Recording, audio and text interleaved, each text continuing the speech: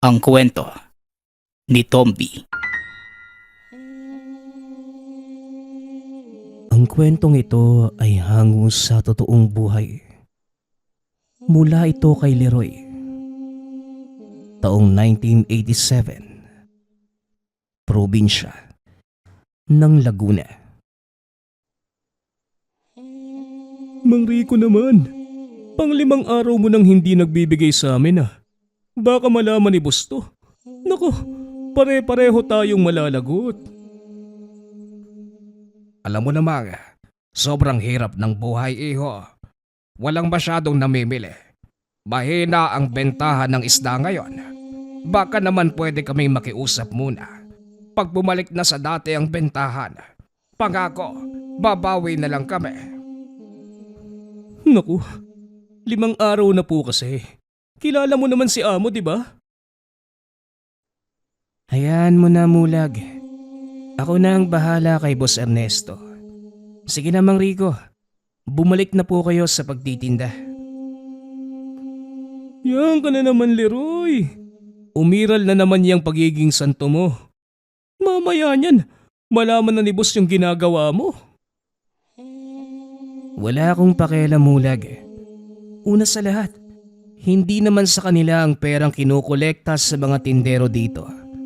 Walang karapatan si Boss Ernesto sa pinaghirapan ng mga taong yan. Hoy, tumahimik ka nga. Mamaya may makarinig sa'yo eh. Bugbog sarado ka na naman. Tara na nga, umalis na lang tayo rito. Maghanap tayo ng paraan para makumpleto yung kota natin ngayon. Pag-uusap ng magpinsang Mulag at Leroy. Kapwa nagtatrabaho ang mga ito sa isang kilalang sindikato sa bayan. Sa murang edad, namulat na sa karahasan at kalupitan ng lansangan ang dalawa. Maswerteng kinupkop ng mga madre. Kaya kahit papano, nagkaroon ng pagkakataon ang dalawang mamuhay ng marangal. Ngunit kinailangan nilang lumabas ng bahay ampunan ng kapwa sumapit sa edad na 18. Mag-iingat kayo sa labas. Gustuhin man naming manatili kayo sa bahay ampunang ito, pero hindi maaari dahil may batas na sinusunod ang organisasyon. Wika ng madre. Ito ang nangangasiwa sa bahay ampunan. Naiintindihan ko po, sister. Hayaan nyo, magpapakabait kami ni Mulag. Maraming salamat po sa lahat ng mga itinuro ninyo sa amin. Dadalaw na lang po kami kapag may pagkakataon. Pangako po, kapag nakahanap na ako ng matinong trabaho, tutulong po ako sa inyo. Tugon ni Leroy. Nang mga sandaling ito, naghahanda ang magpinsan para umalis na ng bahay ampunan. Hindi po namin makakalimutan ang kabaitan niyo sa amin, sister. Tatanawin naming malaking utang na loob ang pagkupkup niyo sa amin. Hindi po ito ang huling pagkikita natin.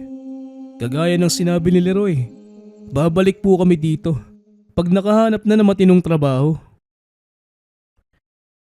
Wika ni Mulag. Aasahan ko ang inyong mga sinabi. Patnubayan nawa kayo ng Diyos sa lahat ng gagawin ninyo at palaging tatandaan ang mga pangaral ko sa inyo. Huwag niyong hayaang baguhin kayo ng mundo. Sa halip, kayo ang gumawa ng paraan para mabago ito. Tugon ng madre. Tumuloy na sa paglalakad ang dalawa. Habang nasa daan, nag-uusap ang mga ito. Alam mo, Leroy, hanggang ngayon, hindi ko pa din maintindihan ang sinasabi ni sister. Paano naman nating babaguhin ang mundo? Napakalaki nun eh. Tanong ni Mulag. Ay nako, napakaliteral mo talagang mag-isip, Mulag. Ang ibig sabihin ni sister, huwag kang magpapadala sa kasamaan ng mundo Sa halip, ikaw ang magdala ng kabutihan dito. Tugon ni Leroy. Ito ang naging prinsipyo ng binata. Ngunit naging maila para sa kanya ang kapalaran. Kahit anong kabutihan ang ipakita sa kapwa, sinusuklian lamang ito ng panluloko at kasamaan. Dahil sa kakulangan sa karanasan, hindi nakahanap na matinong trabaho ang magpinsan. Pagbabarker sa jeepney, pagkakargador sa palengke ang pangunahing pinagkukunan nila ng ikabubuhay. Yung tipong makakain lamang ng 3 beses sa isang araw.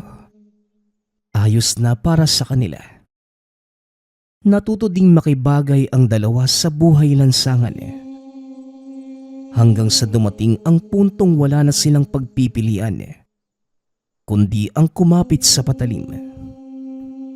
Habang tumatagal, pahirap ng pahirap ang naging buhay ng dalawa. Ngunit nabago ang kapalarang ito nang makilala nila ang isang mayamang lalaki na nagngangalang Ernesto. Isang umaga, habang papunta sa estasyon ng jeep, umaga pa lamang ay nagkakagulo na ang lansangan dahil sa mga taong papasok sa kani-kanilang trabaho. Pagdating sa paradahan, hindi na nagsayang ng oras si Leroy. Nagtawag ito ng pasahero. Isang lalaking nakasuot na magarang kasuotan ang lumapit sa kanya at nagtanong, Maaari mo bang ituro sa akin ng sakayan papunta sa Santa Rosa? Tanong ng lalaki. Nako Manong, nasa kabilang kanto pa ang sakayan papuntang Santa Rosa. Sandali lang at pupunuin ko lang ang jeep na ito. Sasamahan kita papunta doon. Tugon ni Leroy. Babalik na sana sa pagtatrabaho ang binata nang makita nitong tila nag-iba ang ekspresyon sa mukha ng lalaki. Ayos lang ho ba kayo? Teka, anong nangyari sa'yo? Bakit duguan niyang... Hindi na naituloy ng binata ang sasabihin dahil biglang bumagsak ang lalaki. Dali-dali niya itong dinala sa ospital. Napag-alamang may saksak ito sa tagiliran. Mabuti na lamang at hindi malubha ang tama. At ayon sa doktor, magigising na ito sa loob lamang ng ilang oras. Nasaan ako? Anong nangyayari? Tanong nito habang pinipilit na bumangon. Dinala ko kayo sa ospital, Manong. Nawalan kayo ng malay. Ang sabi ng doktor, maraming dugo ang nawala sa inyo. Mabuti na lang at hindi tinamaan ng atay at bitukan niyo. Pwede ko po bang malaman kung anong nangyari? Tugon ng binata. Nagkaroon ng kaguluhan sa kabilang kalye. Nadamay lang ako. Tama, yun nga ang nangyari. Muling wika ng matanda. Alam ni Leroy na nagsisinungaling lamang ito. Ngunit hindi na kumibo pa ang binata. Ganun ba? Pero nagtataka lang ho ako. Pasensya na sa mga tanong ko ha. Taga saan ka ba at ano ang gagawin mo sa Santa Rosa?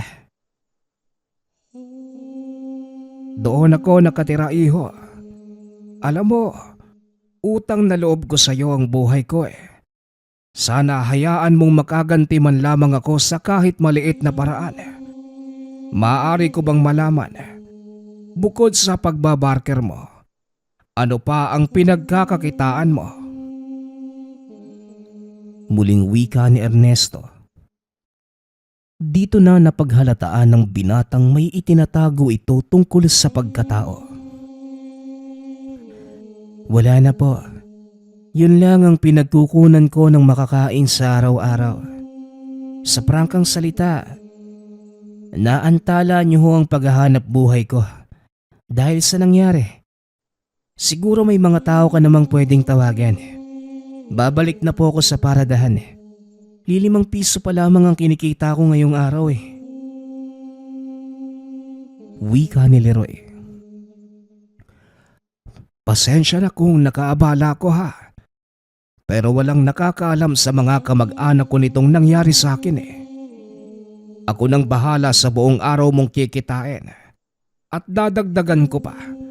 Samahan mo lang akong makauwi sa Santa Rosa. At baka doon, maaari kitang bigyan ng trabaho. Yun eh, kung hindi ka namimili. Tugon ng lalaki. Hindi tinanggihan ng binata ang alok nito. Sinamahan ni Leroy si Ernesto pabalik sa sinasabi nitong tahanan. Laking gulat ng binata. Huminto ang sinasakyan nila sa harapan ng napakalaking mansyon. Sandali lang. Bakit dito tayo tumigil? Nasaan ang bahay mo? Tanong ni Leroy. Iniikot nito ang tingin sa paligid. Napagtantong walang ibang tahanan doon. Ito mismo ang bahay ko, iho. Pagpasensyahan mo na at napakalayo sa kabiasnan. Halika, tumuloy ka sa aking tahanan. Sinalubong ito ng ilang kalalakihang nakasuot na magarang kasuotan. Binati ng mga ito si Ernesto. Inalalayan papasok ng bahay. Sandali lang. Seryoso ka ba? Bakit mo ako dinala dito? Huminto sa paglalakad si Ernesto. Tinawag ang isa sa mga tauhan. Marcos, samahan mo si... Teka, ano nga pala ang pangalan mo? Leroy ho. Leroy ang pangalan ko. Samahan mo si Leroy sa tutuluyan niyang silid. Bigyan mo na din ng masusuot. Maligo ka. Magkita tayo sa hapagkainan. Doon ko ipapaliwanag sa iyo ang lahat. Wika ni Ernesto. Matapos magbihis lumabas ng silid si Leroy. Nagulat ito nang makita ang pinsang simulag na nakaupo sa mesa. Kasama ang ilan pa sa mga kalalakihang hindi nito nakikilala. Teka, anong ginagawa mo dito, Leroy? Hanap ako ng hanap sa iyo kanina sa paradahan. Dahil nakakita na ako na mapapasukan natin. Tapos, malaman lamang ko lang, nauna ka pa pala dito. Wika ni Mulag. Ako nga ang nagulat sa iyo eh. Paano mong nakilala ang mga taong to? Tanong ni Leroy. Narinig ko kasing naghahanap sila ng mga tauhan. Hindi ko pa alam kung anong trabaho ang papasukan ko pero wala na akong pake. Kailangan nating kumita ng pera eh. Wika ni Mulag. Magsasalita pa sana si Leroy. Ngunit dumating na si Ernesto. Mabuti naman at dumating na kayong lahat. Ito na ba ang mga bagong pasok? Ipinapakilala ko sa inyo si Leroy, ang nagligtas ng aking buhay. Wika ni Ernesto. Walang anuman yon. Ang gusto ko lang malaman kung anong trabaho ang inaalok nyo sa mga taong ito. Tanong ni Leroy. Yan ang gusto ko. Agresibo. Simple lang naman ang trabaho ninyo. Hawak ko ang buong palengke dito sa Santa Rosa at maging sa Karatig Bayan. Ang mga nagbebenta at nagbabagsak ng isda sa lugar na yon, nagbabayad sa akin ng proteksyon. Araw-araw akong naniningil sa kanila. At dahil lumalawak na ang aking sakop, medyo kinukulang ako sa mga tao.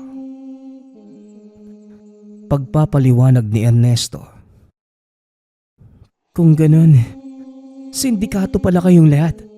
Kung nalaman ko lang na mas maaga, hindi na sana kita niligtas. Wika ni Leroy. Oy, mag-iingat ka sa pananalita mo ha.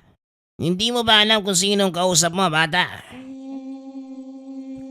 Tanong ni Marcos. Bakit? Anong gagawin mo? Gusto ko lang ipaalam sa'yo na hindi mo ko matatakot ng baril na nakasukbit sa bewang mo. At huwag mong susubukang bumunot dahil hindi ka sasantuhin ng tinidor na hawak ko.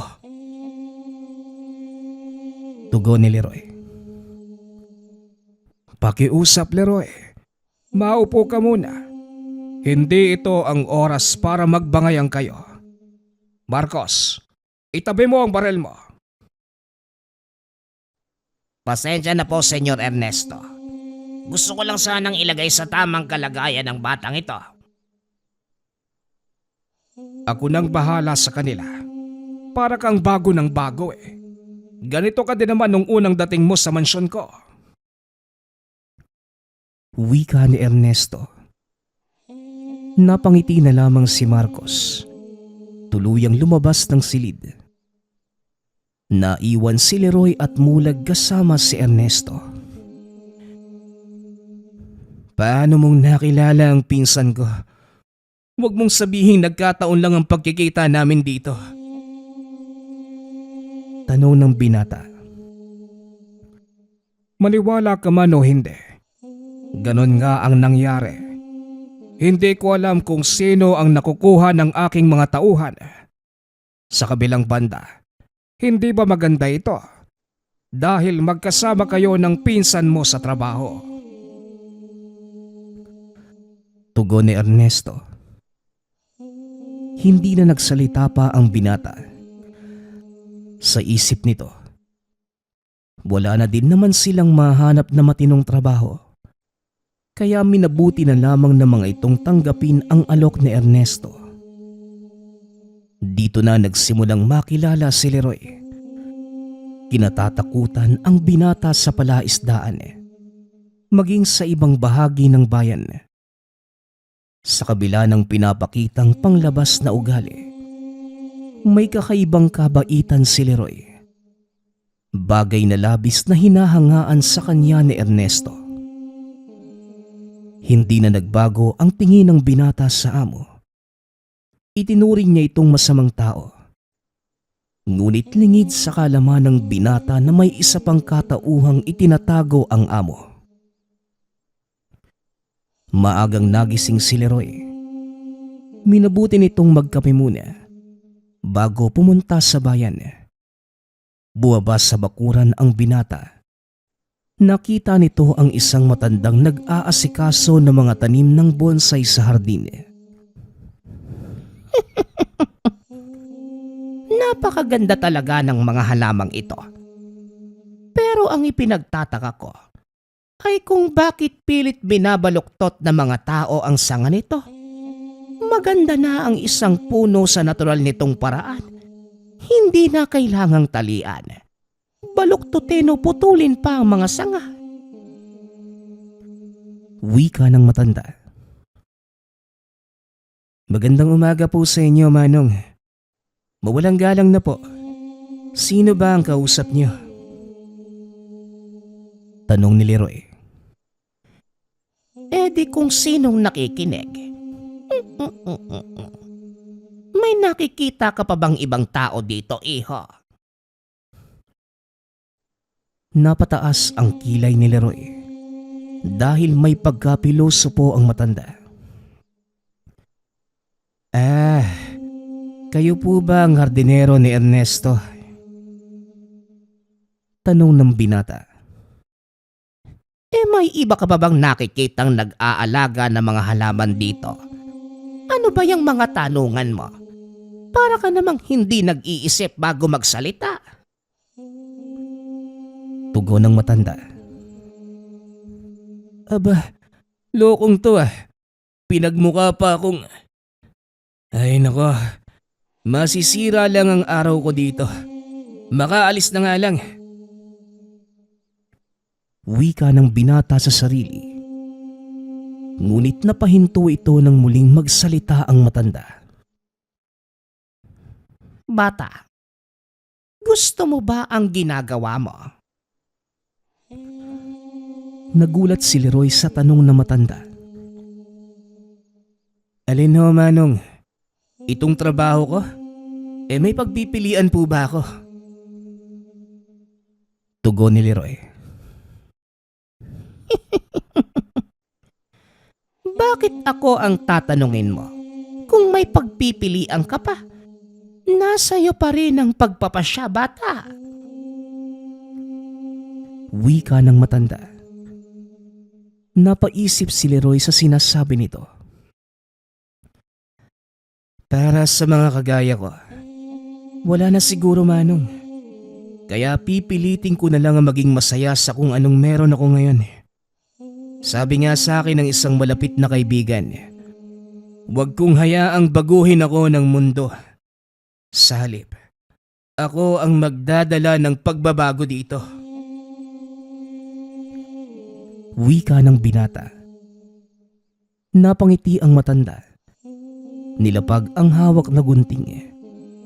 Naglakad ito papunta sa mesa at naupo sa harapan ni Leroy.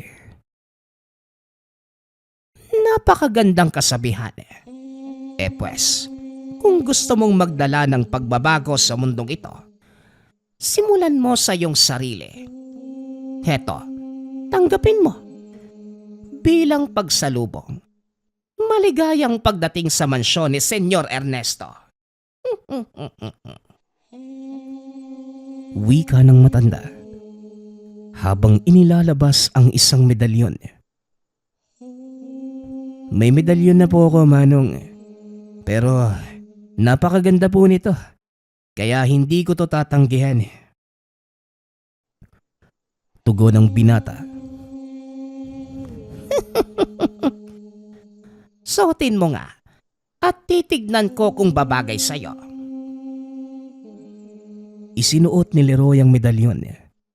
Laking gulat nito dahil biglang bumigat ang pakiramdam. Napaupo ang binata.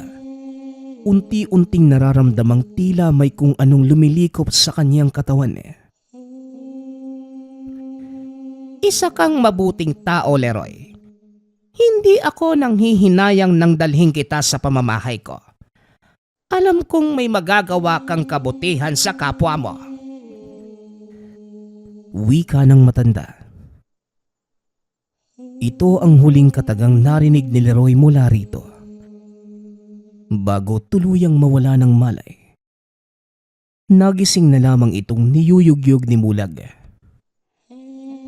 Leroy, ano bang ginagawa mo dito?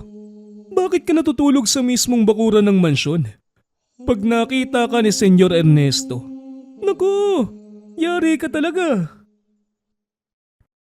Wika ni Mulag. Papungas-pungas pang bumangon ang binata. Dali-daling inayos ang sarili. Napansin nito ang medalyong nakalapag sa mesa. Tinignan ang kanyang suot. Naalala nito ang matandang nakausap kani-kanina lang. Hindi ko alam kung nananaginip lang ba ako kanina. Pero may nakita ka bang matandang lalaki na nag-aayos ng mga bonsai dito kanina? Tanong ni Leroy. Dinampot ni Mulag ang tasang ininuman ng binata. Hindi naman alak ang laman ng tasang to. Pero bakit ang aga-aga eh? Parang lasing ka. Wala tayong matandang lalaking kasama dito. Ang pinakamatanda na sa atin si Marcos. Tara na. Lalabas na si Senyor Ernesto. At gusto niyang sumama ka sa kanya ngayong araw. Ako na muna ang bahala sa pangongolekta. Tugon ni Mulag. Maya-maya ay lumabas na ang amo. Kasama nito si Marcos. Sinalubong naman ni Leroy ang Ginoo. Inabot ang daladala nitong bagay. Nasabihan ka na ba ni Mulag na ikaw ang sasama sa akin ngayon? Tanong ni Ernesto. Oo, Oo, senyor. Ang totoo niyan, handa na nga ho ako eh. Tugon ng binata. Magaling kung ganon. Pwes tara na. At ayokong mahuli sa aking pagpupulong. Muling wika ni Ernesto. Tumuloy na ang mga ito sa kanilang pupuntahan. Habang nasa biyahe, napuna ng amo ang suot na medalyon ng binata. Maganda yung bago mong medalyon, bata. Saan ang galing yan? Tanong ng amo. Ito po ba? Ano kasi? May matanda kanina doon sa hardin na nagbigay nito sa akin eh. Pero sabi ni Mulag, wala naman daw tayong hardinero. Kaya nagtataka ako eh, kung sino yung matandang yon eh. Tugon ng binata. Wala nga. Pero hindi bali na. Ang mahalaga, bagay sa'yo. At siguro magagamit mo yan para magdala ng pagbabago sa mundo. Wika ni Ernesto. Nagulat ang binata sa sinabi ng amo. Wala itong pinagsabihan ng mga katagang yun, kundi si Mulag at ang matandang hardinero. Hindi na lamang niya ito binigyan ng pansin. Sa isip-isip ng binata, maaaring si Mulag ang nakapagbanggit nito sa amo. Siya nga po pala, saan tayo pupunta? Tanong ni Leroy. Pupunta tayo sa Maynila. May mahalaga kong pagpupulong na dadaluhan. Mapanganib ang lakad na ito, Leroy. At nakita ko ang potensyal mo. Kaya ikaw ang isinama ko. Malaki ang tiwala ko sa iyo, bata. Tugon ni Ernesto. Huwag po kayong mag-alala, Senyor Ernesto.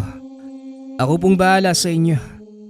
Walang makakadikit ni isa man sa mga kalaban niyo. Wika ng binata. Tumawa ng malakas si Ernesto.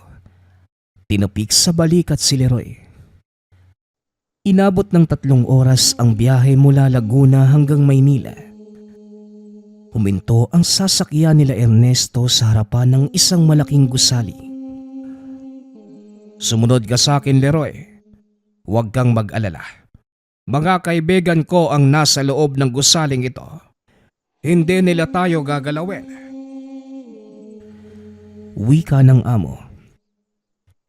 Tumango lamang si Leroy bilang pagsang-ayon. Naglakad ang mga ito papasok ng gusali. At nang makarating sa loob, sinalubong ng ilang kalalakihan ang dalawa. Mabuti naman at nakarating ka, matandang ermitanyo. At sino naman itong kasama mo? Tanong ng isa sa mga lalaki. Baguhan pa lamang si Leroy, seryo. Kaya magpakabait ka sa kanya. Tugon ni Ernesto.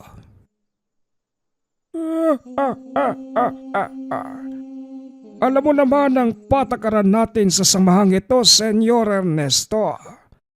Kailangang binyagan ng mga baguhan.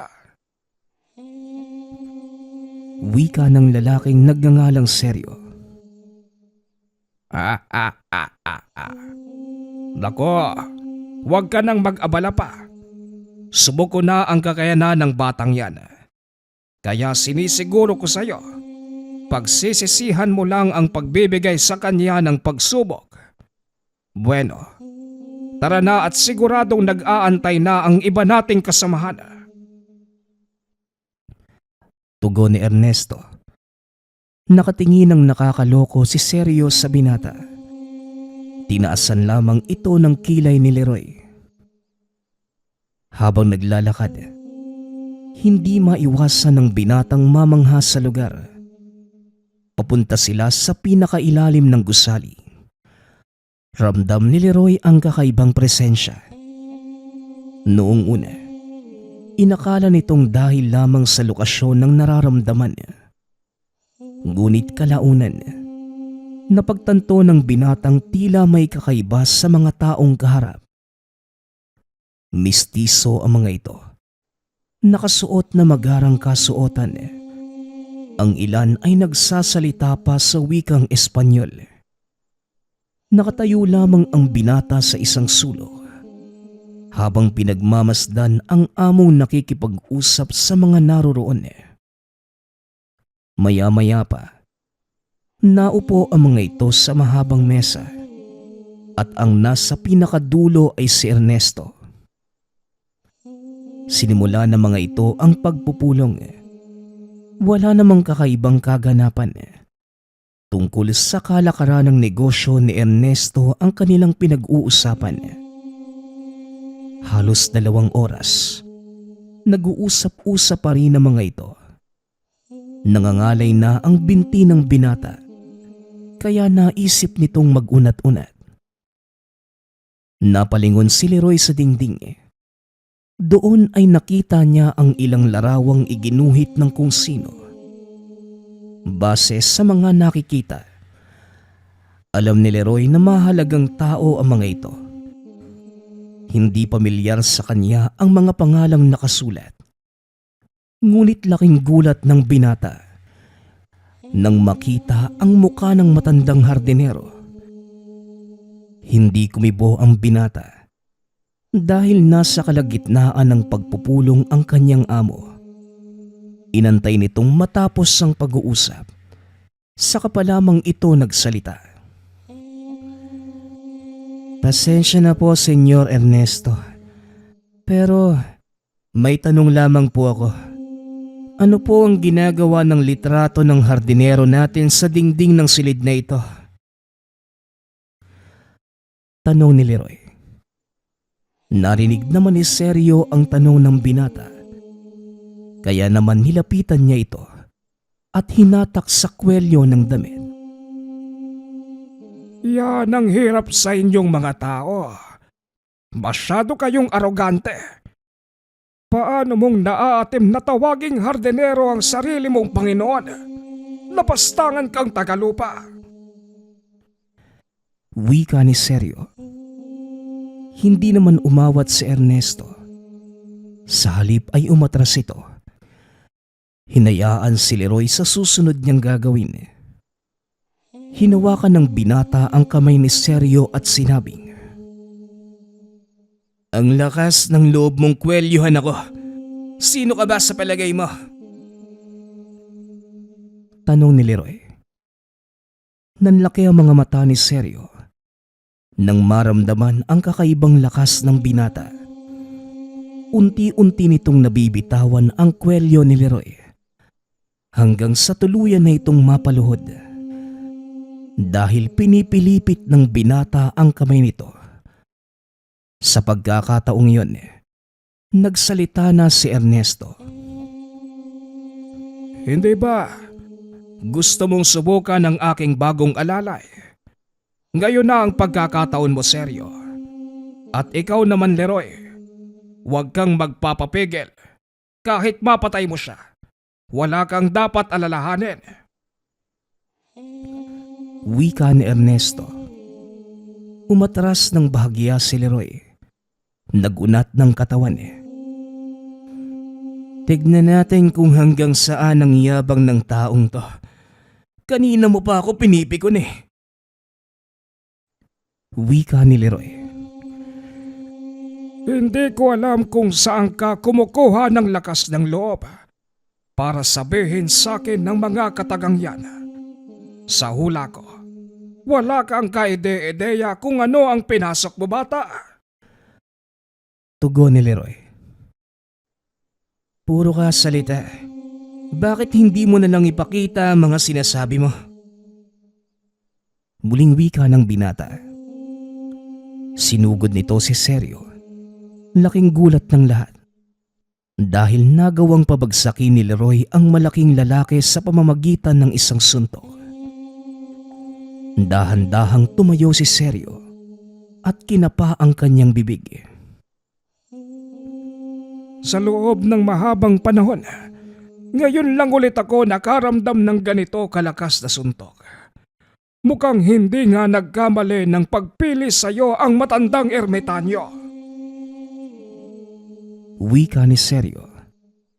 Naglakad ito papunta kay Leroy. Hinawakan sa balikat ang binata. Kung ano man ang binabalak mo, huwag mo nang ituloy. Dahil hindi ako magdadalawang isip na patayin ka. Banta ni Leroy. Wala kang dapat ipag-alala. Napatunayan mo na ang iyong sarili, bata. Maligayang pagdating sa aming samahan. Wika ni Seryo. Napalingon si Leroy kay Ernesto. Nakatitig lamang ito sa kanya habang nakangiti. Maya-maya ay isa-isa nang nagsialisan ang mga tao sa silid. Naiwan na lamang si Ernesto at Leroy na nag-aayos ng mga kagamitan. Dito na nilahad ni Ernesto ang lahat tungkol sa totoong pagkatao. Alam kong naguguluhan ka sa mga pangyayari. Siguro nga oras na para malaman mo kung ano ang pinasok mo, bata. Wika ni Ernesto. Naupo si Leroy sa tapat nito. Hinayaang magsalita ang amo. Ang samahang ito ay binubuo ng matataas na uri ng mga engkanto. At ako ang namumuno sa kanila. Kung napapansin mo, ang mga tao sa palengke, kagaya ni Rico, sila ay mga engkantong piniling mamuhay dito sa mundo ng mga tao. Hindi ligtas ang kanilang pananatili sa lugar na ito. Kaya kailangan nila ng proteksyon laban sa mga tumutugi sa kanila. Pagpapaliwanag ni Ernesto. Sa puntong yun, gustong matawa ni Leroy dahil sa mga naririnig. Hindi makapaniwala ang binatang nagsasalita ang isang kagalang-galang na Ginoo tungkol sa mga engkanto.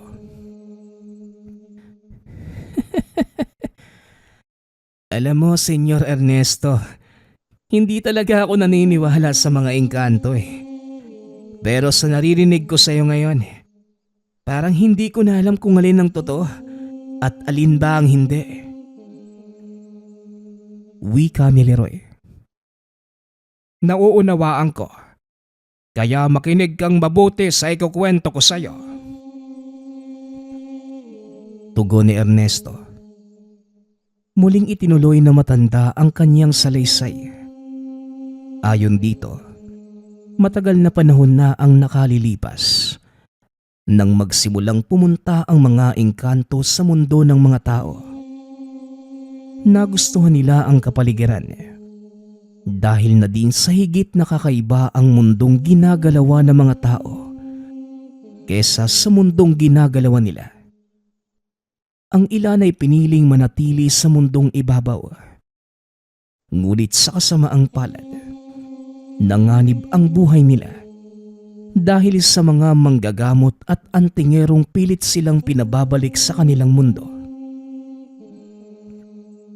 Kung gano'n naman pala, bakit pa rin gusto nilang mamuhay dito sa mundong ibabaw? Tanong ng binata. Masyadong masalimuot ang mundo ng mga engkanto, Leroy. At dito sa mundo ng mga tao, natagpuan nila ang kalayaang wala sa kanilang pinagmulan. Ang ilan sa kanila, nagkaroon na ng pamilya dito. Nagkaanak sa mga babaeng mortal, bagay na hindi nila magagawa sa pinanggalingang komunidad.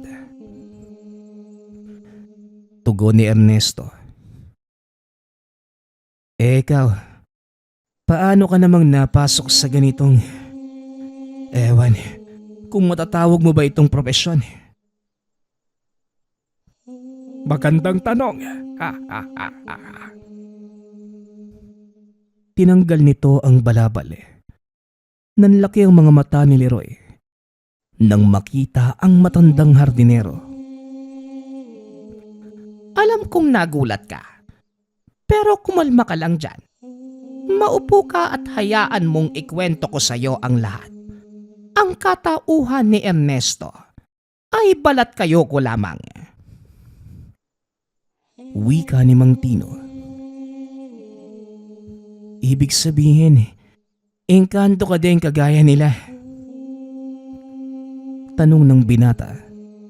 Natatakot na ito ngunit hindi nagpapahalata. Hindi ako engkanto bata. Sabihin na lang natin na isa ko sa mga albularyong nakakaunawa sa mga engkanto.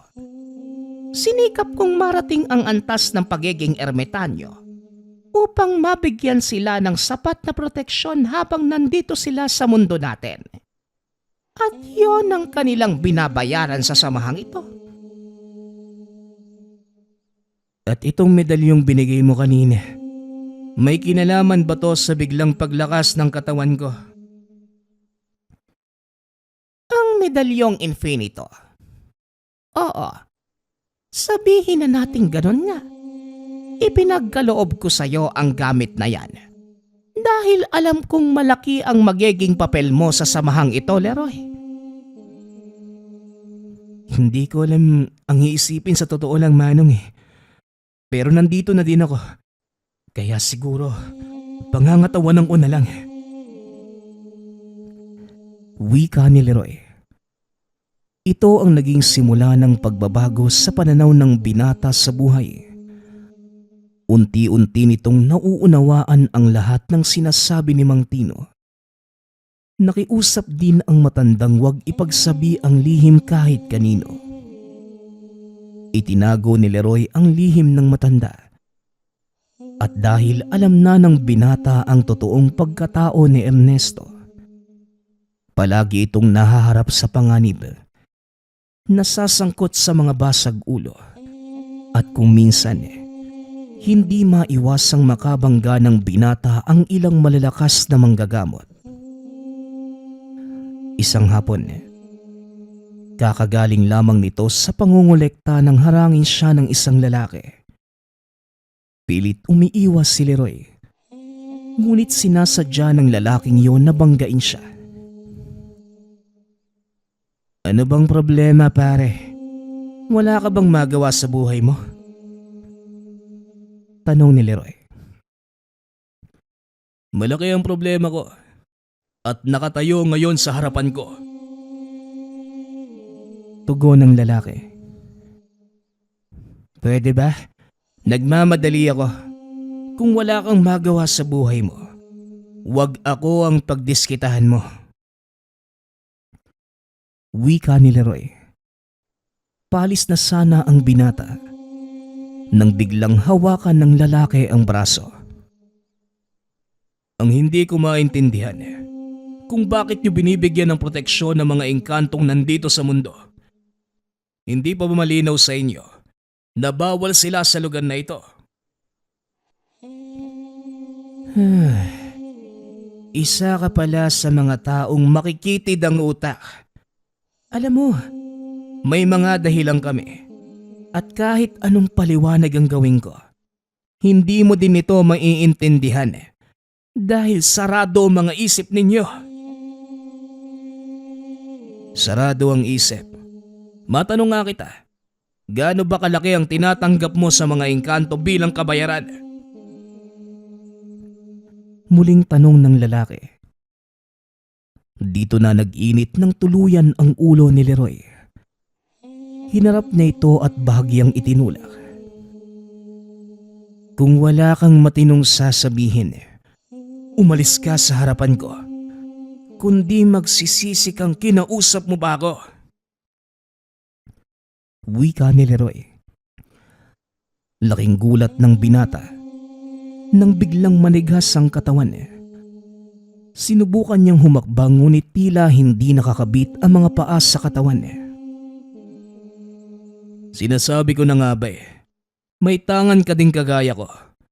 Pero bakit mas pinili niyo ang protektahan ng mga engkanto?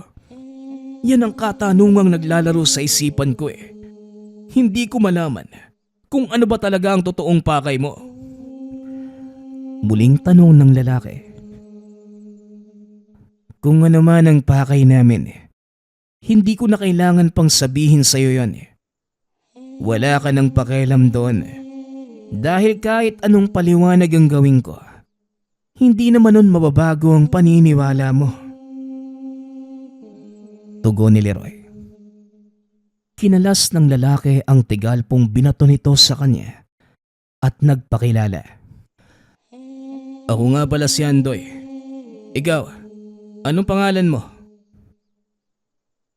Wika ni Andoy. Leroy ang pangalan ko. Tugon ng binata. Iginagagala kitang makilala, Leroy. Tungkol naman sa pagpapaliwanag, bakit hindi mo subukan sa akin? Malay mo, maintindihan ko. Muling wika ng binata. Sabay turo ng isang bakanting mesa sa tabi ng tindahan. Nag-inuman ang dalawa hanggang sa hindi namamalaya ni Leroy na nagiging kampante na ito sa kausap. Ikwinento ni Andoy ang tungkol sa sarili. Ganon din si Leroy. Napagtanto ng binatang hindi naman masamang tao si Andoy. Sadyang hindi lang sila nagkakaunawaan pagdating sa kani-kanilang prinsipyo. Hindi ka naman pala masama, Andoy. Siguro, hindi lang tayo nagkakaintindihan. Iba ang pananaw mo tungkol sa pananatili ng mga engkanto dito sa mundo ng mga tao. Iba din ang sa akin.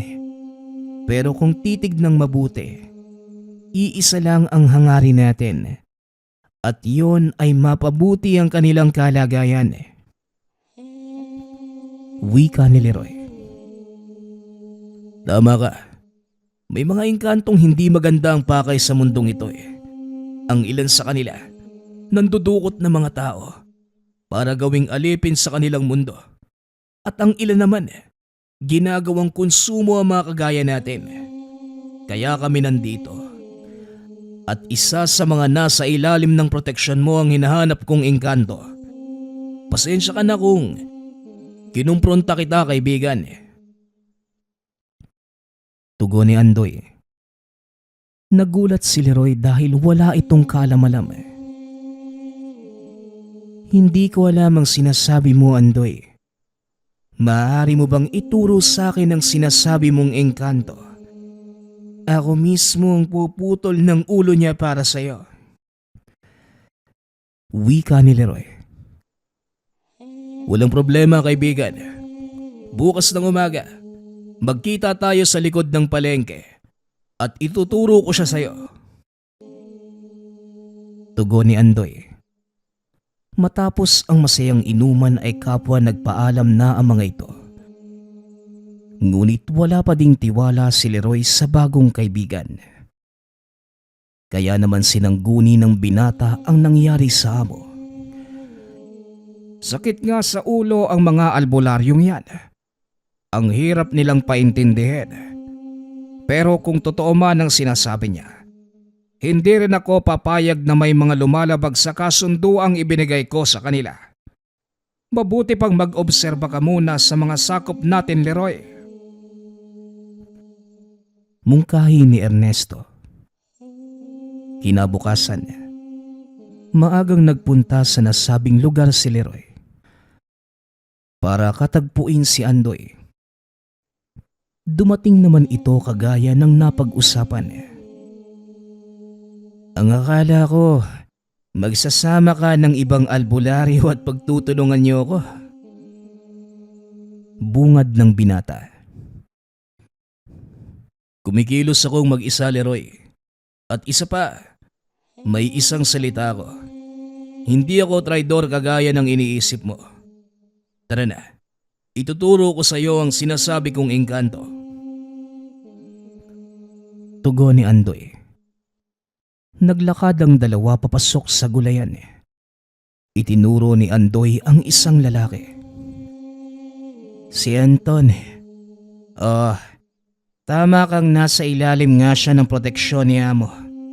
Pero matagal ko nang minamanmana ng isang yan. Wala naman akong napapansing kakaiba. Maliban na lang sa... Hindi na naituloy ng binata ang sasabihin. Dahil may naalala ito. Nilapitan ni Leroy ang lalaki at kinausap. Anton, maaari ba kitang makausap sandali? Tanong ni Leroy. Walang problema. Tungkol saan ba ito, Boss Leroy? Tugon ng lalaki. May mga nadidinig ako tungkol sa'yo. Pero syempre, gusto ko pa ding malaman ang totoo. Tungkol saan ba ang gusto mong malaman? Tungkol sa pandurukot nyo sa mga bata dito sa atin at dinadala nyo sa inyong mundo. Wika ni Leroy. Nanlaki ang mga mata ni Anton nang marinig ang tanong ng binata. Hindi ko alam ang sinasabi mo, Amo. Saka isa pa, nagbabayad naman kami ng sapat na proteksyon sa amo mo. Sobra pa nga ang ibinibigay ko. Kaya siguro naman, malaya kaming gawin ang kung anong gustuhin namin. Alinsunod sa mga patakaran. Tugon ni Anton. Napataas ng kilay si Leroy sa naging tugon nito. Oh, tama ka. Nagbibigay kayo ng proteksyon. Pero hindi na saklaw ng proteksyong yun ang paggawa nyo ng hindi maganda sa mga tao. Alam ko ang patakaran at kung totoo man ang naririnig ko, malinaw na nilabag nyo ang kasunduan. Wika ng binata. Kahit lumabag pa kami sa kasunduan na yan, wala ka na ding magagawa pa. Tuta ka lang ni Ernesto at sumusunod sa kanyang mga utos. Tandaan mo, ang ginto namin ang bumubuhay sa mga kagaya mong tao. Sandali nga, gusto mo bang pag-usapan natin to sa ibang paraan? Ilang piraso ba ng ginto ang gusto mo? Sabihin mo lang at ibibigay ko yun sa'yo. Manahimik ka lang. Totaliya naman ang habol niyong mga tao, hindi ba? Wika ni Anton. Lalong nag-init ang ulo ni Leroy sa mga sinabi nito. Ngunit nanatiling kalmado ang binata. Mukha bang ako yung tipong tatanggap ng lagay mula sa iyo, Anton? Yun ba ang tingin mo sa akin?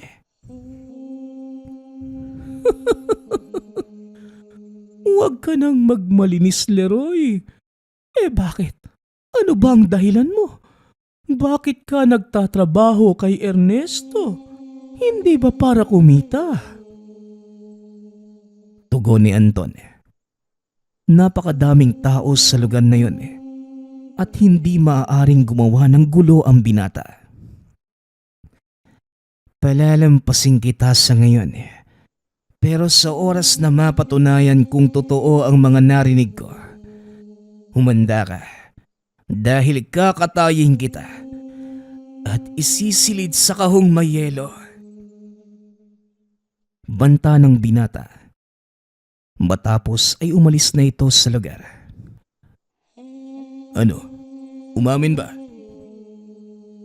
Tanong ni Andoy. Oo, umamin siya. Pero malakas ang loob ng isang yun. Siguro maliban kay Amo, may iba pang nagbibigay ng proteksyon sa kanya. Tugon ni Ernesto. Malamang. Pero kung ako sa'yo, Leroy, gagawan ko na to ng paraan. Kayo din ang mapapahamak pag nagkataon Payong kaibigan lang, ha? Muling wika ni Andoy. Matapos ay nagpaalam na ito. Kinahaponan, habang pauwi, sinalubong ito ng ilan sa mga tauhan ng amo. Ayon sa mga ito, malubha ang kalagayan ni Mulag. Kasalukuyang nasa ospital matapos magtamo ng 4 na saksak sa likod. Dali-daling pinuntahan ni Leroy ang pinsan. Nakita itong nag-aagaw buhay sa ospital. Sino sa palagay mo ang gagawa nito sa kanya? Alam ng lahat ng tao na nagtatrabaho sa akin si Mulag. Kaya hindi ko lubos maisip kung sino ang tatarantado sa pinsan mo. Wika ni Ernesto. Iisa lang ang pinaghihinalaan ko, Senyor Ernesto. Si Anton. Tugon ng binata. Kagad itong umalis. Balak nitong puntahan si Anton upang kumprontahin. Bagaman walang sapat na katibayan, si Anton lamang ang may sapat na motibo para gawin yon. Pagdating sa gulayan, saktong nagliligpit na si Anton. Inantay ng binatang makaalis ito para masundan at ilang sandali pa. Naglakad na palayo si Anton. Palihim na sinundan ni Leroy ang engkanto hanggang sa makarating ito sa isang eskinita. Huminto ito sa tapat ng isang pinto. Ilang beses na kumatok bago tuluyang pagbuksan ng nagbabantay mula sa loob. Naglakad ang binata papunta sa pintong yun. Sinubukan ding kumatok at hindi akalain ni Leroy na pagbubuksan siya ng nagbabantay. Ni hindi man lamang ito naghinala. Tuloy-tuloy na naglakad ang binata papasok hanggang sa marating nito ang isang buluwagan na napakadaming engkantong nagtitipon. Napalingon ang mga ito nang maramdaman ng binata. Binati pa ito ng mga engkanto. Inanyayahan sa kani-kanilang mga mesa. Aba naman, nandito ka din pala, Leroy. Mabuti naman at natunton mo ang lugar na ito. Dito kami nagtitipon-tipon para magliwaliw. Bakit hindi ka maupo sa aking mesa? Wika ng isa sa mga engkanto. Hindi na po, Tatang Rico. May hinahanap po kong engkanto. Nasaksak po si Mulag at siguradong nandito ang may kagagawa nun. Tugon ni Leroy. Nako, mukhang nagkamali ka ng pinasok, Leroy. Pugad ito ng mga engkanto at walang kapangyarihan ang mga kagaya mo sa lugar na ito. Sino ba ang hinahanap mo? Si Anton po, Manong. Nakita ko siyang pumasok sa silid na yon. O siya, ako nang bahala. Pero mag-abang ka na lang sa labas. Delikado kung dito ka gagawa ng eksena, iho. Muling wika ni Mang Rico. Ngunit imbes na sumunod sa sinabi nito, marahang sinundan ni Leroy ang matanda. Hanggang sa makarating ito sa silid na pinasukan ni Anton. Nadinig nito ang usapan sa loob ng silid. Pinagagalitan ni Tatang Rico si Anton. Nakikipagsagutan naman ito sa matanda. Hanggang dito ba naman? Sinundan pa ako ng tuta ni Ernesto. Hindi pa sila nadala sa ginawa ko sa kasama nila. Masyado nang nakekelam ang taong yan. Wika ni Anton. Nang makumpirma ng binata ang hinala, walang pagdadalawang isip nitong sinipa ang pinto. Pinagsusugod ang mga humarang sa kanyang engkanto. Dinig na dinig ko ang lahat ng sinabi mong walang hiya ka. Pinalampas na kita. Pero pati ang pinsan ko, pinakialaman mo ba? Wika ni Leroy. Nagulat si Anton. Hindi nito akalaing maglalakas loob ang binatang pasukin siya sa silid. Ang lakas naman ng loob mo at dito mo pa talaga ako sinugod. Alam mo ba kung nasan ka, bata? Nandito ka sa aking teritoryo. Wika ni Anton. Iniikot ni Leroy ang tingin. Nakita ang napakadaming tauhan nito. Sa tingin mo, natatakot ako sa mga tauhan mo. Pagbabayaran mo ang ginawa mo sa pinsang ko. Tugon ni Leroy. Matapos ay sinugod ito ng mga tauhan ni Anton. Ngunit dahil sa tangang medalyong infinito, walang naging panama ang mga engkanto sa binata. Mukhang nakakalimutan mo din yata kung sino ako, Anton. Hindi ako ilalagay ni Ernesto sa ganitong posisyon kung wala akong sapat na kakayanan para paluhurin sa lupa ang mga kagaya mo. Wika ni Leroy. Kitang-kita naman na matinding takot sa mukha ng mga engkanto. Ni minsan, hindi nito inasahang ganon kalakas ang binata. Maghunos dili ka, Leroy. Pwede naman nating pag-usapan ito. Magkano ba ang kailangan mo? Sabihin mo lang. Kaya kong ibigay sa'yo yon. Wika ni Anton. Kagaya ng sinabi ko, hindi ako nasisilaw sa kung anong may aalok mo sa akin. Pagbabayaran mo ang ginawa mo. Tugon ni Leroy. Binunot ni Anton ang kanyang punyal. Sinugod si Leroy. Kung mamamatay lang din ako ngayon, mabuti pang isama na kita. Wika ni Anton. Sinalo ng binata ang patalim. Gamit ang palad. Unti-unting inangat papunta sa leeg ni Anton. Sabay tulak. Dahilan para bumuon ito sa ngalangala ng engkanto. Binunot ni Leroy ang punyal. Walang pagdadalawang isip na sinaksak sa puso ni Anton. Matapos inihagis ng binata ang katawan nito papunta sa mga nagtitipon-tipong engkanto. Magsilbisa ng aral sa inyo ang nangyaring ito. Kung meron pang nais lumabag sa kasunduan, huwag nyo nang ituloy. Dahil hindi ako manghingiming itulad kayo sa engkantong ito. Wika ni Leroy. Naghiyawan ang mga engkanto. Matagal na pala nilang nais mawala si Anton.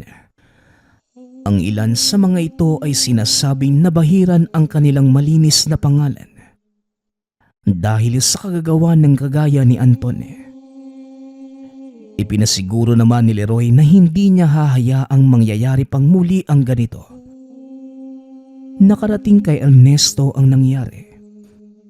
Imbis na magalit, natuwa pa ito. Mahusay ang ginawa mo, bata. Huwag kang mag-alala. Kagaya ng sinabi ko, walang makakaalam na mga nangyari. Wika ni Ernesto. Lubusan itong pinagkatiwalaan si Leroy sa lahat ng mga transaksyon hanggang sa lumipas ang mga taon. Sa palagay ko, handa ka na, Leroy. Nakita ko ang malaking pagbabago sa iyong pagkatao sa mga nakalipas na taon.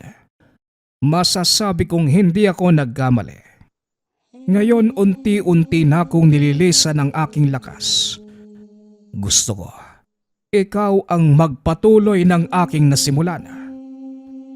Magpakilala kang masama sa mata ng kapwa mo tao.